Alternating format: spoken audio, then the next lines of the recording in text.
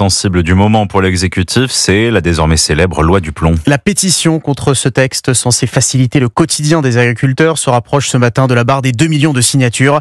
Mobilisation aussi des partisans de la loi. Une centaine de paysans ont répandu du fumier et des déchets devant les locaux du parti Les Écologistes à Toulouse hier soir à l'appel de la coordination rurale.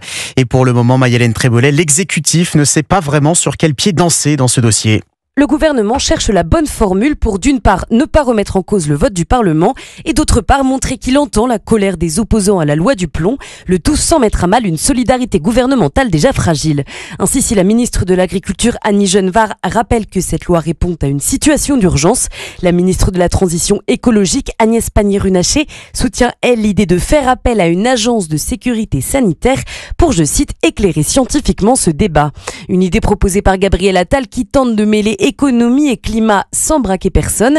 Il faut dire que le chef de file du groupe Renaissance, qui a lui-même voté la loi, comme une soixantaine d'élus macronistes, reconnaît un malaise chez une partie des Français.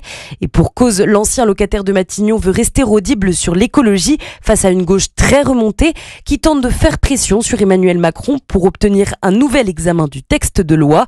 Sans succès pour l'instant, le chef de l'État ne devrait pas se prononcer sur la question avant la décision du Conseil constitutionnel. Maï-Hélène Trémolet du service politique d'Europe 1.